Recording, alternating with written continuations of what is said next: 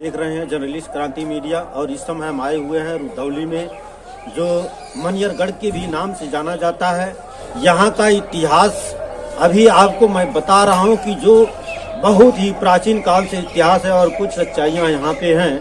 तो यहाँ पहले मंदिर आप देख लीजिए, ये कारण देवी का स्थान है और थोड़ा नजदीक यहाँ पे आइए और यहाँ पे नाग देवता का जो शेष नाग जी हैं साक्षात यहाँ पे निवास करते थे। वह इतिहास मैं आपको बताने जा रहा हूँ कि इतिहास जान लीजिए कि यह पूरा क्षेत्र जो है, यह निचलौल का जो क्षेत्र है, निचलौल क्षेत्र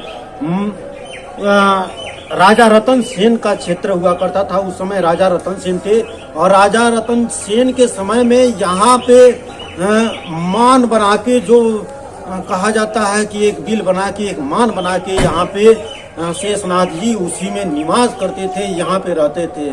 और जो कहा जाता है, कहानियां हैं पद्मावती रानी की। पद्मावती रानी यहाँ से ये सामने इधर निचलौल पड़ता है, वहाँ से अंदर रास्ता था, जमीन के अंदर रास्ता था कि वह जमीन के अंदर ही पद्मावती रानी आती थी और शेषनाग जी की पूजा करती थी।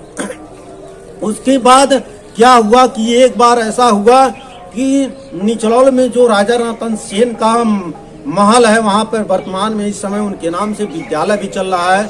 वहाँ पे जब एक सर्प निकला और सर्प को राजा खोजवा रहे थे मारने के लिए, तो एक तांत्रिक के रूप में, चाहे बंगाली कहिए चाहे भगवान ही साक्षात रूप में आए हो और राजा से कहे, ये राजा तुम सांप को मरवा रहे हो और सांप के अंश से ही तुम्हारा राज चल रहा है, ऐसा क्यों कर रहे हो। तो राजा को लगा कि ये कैसी बात हो सकती है कि हमारे राज्य में और मैं इतना राज चला रहा हूँ और हमारे राज्य में कोई दूसरे का अंश, मतलब सांप के अंश से हमारा राज चल रहा है। उनको बहुत अचंभा हुआ। उसके बाद कहे कि दिखाइए कैसे आप कह सकते हैं कि सांप के अंश से हमारा राज चल रहा है। तो तांत्रिक कहे कि आप देखने का जिद मत करिए, अगर देखने का जिद करेंगे तो आपका राज विध्वंस हो जाएगा। लेकिन राजा माने नहीं। उसके बाद वह तांत्रिक वह कहे कि 1.25 लाख ईंट पथवा दीजिए और उसके बाद तब आपको दिखाएंगे। तो यही 1.25 लाख ईंट पाथा गया, कच्ची ईंट की पथाई हुई। उसके बाद फिर यहाँ पे जब राजा और वो तांत्रिक आए, फिर तांत्रिक कहे कि ऐसा है कि अब से भी हट छोड़ दीजिए, मान जाइए कि देखने का प्रयास मत करिए। नहीं देखने का अगर प्रयास करेंगे तो फिर आपका राज नहीं रहेगा, विध्वंस हो जाएगा। लेकिन राजा माने नहीं, कहे कि नहीं देखना है तो देखना है और जिद जब पे अड़े रहे। तो उसके बाद क्या हुआ कि वह तांत्रिक मंत्रों का उच्चारण करके और सरसों बालू यहीं पे उच्चारण करके और बिल के सामने जब फेंके और उसके बाद यहीं पे वह मनियर जो शेषनाथ जी थे, वह फुफकार मारे और फुफकार से पूरा 1.25 लाख ईंटा पक गया।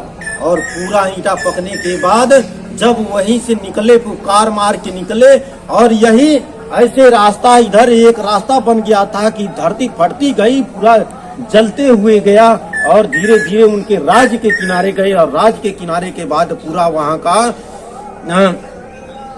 एक अलंग गिर गया, विध्वंस हो गया, लगा ढाने गिरने लगा। उसका पुराना इतिहास बहुत कुछ है कि उसके बाद जब पद्मावती रानी यहाँ से जब देखी कि राज विध्वंस हो रहा है तो वह भी वहां से भगना चालू की और राजा तो पीछे पीछे मनियर के ही साथ नेपाल के तरफ चले गए। पता नहीं चला कि वह राजा कहाँ गए।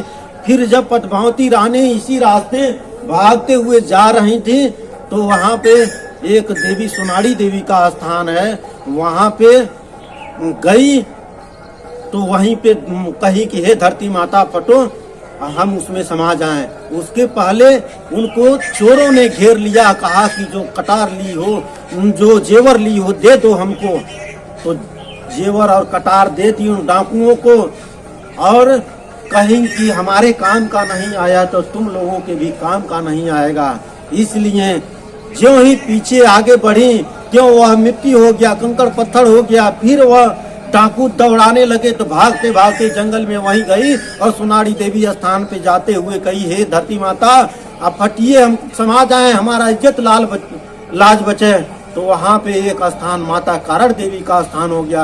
एक स्थान आपको दिखाई कि चमत्कारी जो पंचमुखी शिव धाम इटहिया का भी वही इतिहास है, वही इतिहास बाबा का भी है। यहाँ पे काफी कई प्रदेश के लोग यहाँ पे चंदा दे के और संगमरमर का मूर्ति स्थापित कराए हैं। यहाँ पे भी अगर कोई आता है तो उसकी मन्नतें पूरी होती है, मनोकामना पूर्ण होती है। हम भी यहाँ पे एक बार स्वप्न देखे थे और ये बरगद का दृश्य देखे थे कि बरगद के पेड़ से अजगर सांप नीचे आ रहा है और मैं ऐसे हाथ से टच किया। उसके बाद थोड़ा सा ऊपर गए, मैं भी डरा। उसके बाद यह स्वप्न में 6 महीना तक हमारे दिमाग में घुसता रहा। उसके बाद एक दिन बहन की परीक्षा यहाँ पे बगल में है सरस्वती महाविद्यालय कॉलेज है, डिग्री कॉलेज, वहाँ पे आए थे। फिर राजा रतन सेन के वहाँ गए, वहाँ पे एक पुजारी हैं, कहानियाँ जब लगे कहने, उसके बाद मैं और 2-3 और लोग थे साथ में यहाँ पे आए। जब यहाँ पे मैं देखा तो कहा कि 6 महीना पहले ये स्वप्न में मैं जगह देख चुका हूँ। उसके बाद से पता लगाना चालू किया, सच्चाई सामने आई और कई ऐसी सच्चाइयाँ सामने आई कि जो मैं मन्नतें मांगा यहाँ पे वो हमारी मन्नतें बाबा ने पूरा किया है। इसलिए मैं दोबारा यहाँ पे आया हूँ।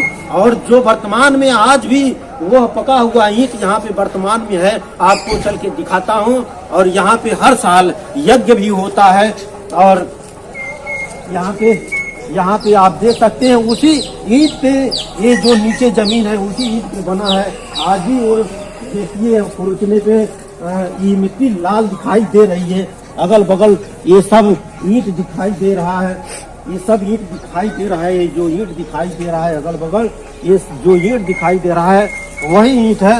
इधर भी देखिए, यहाँ पर भी देखिए, यहाँ पे ये जो ईंट पका हुआ है सब ये लाल लाल ईंट उसी जमाने का है कि जब यहाँ पे मनियर फुफकार मारे थे। और पूरा 1.25 लाख ईंट यहाँ पे सब देखिए, वो ईंट जैसा दिखाई दे रहा है सर, ये 1.25 लाख ईंट पका यहीं पे। और यहीं पे फुफकार मारे और फुफकार मारने के बाद यहाँ से चले गए।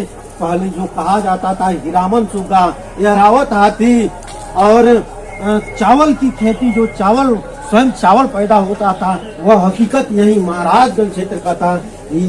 यहाँ सतयुग वाली ये कहानी सत्य थी।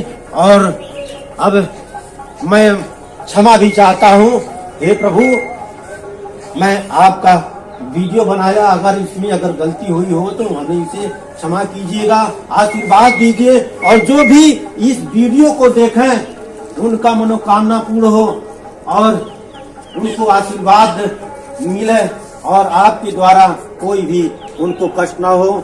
जय हो प्रभु, जय हो।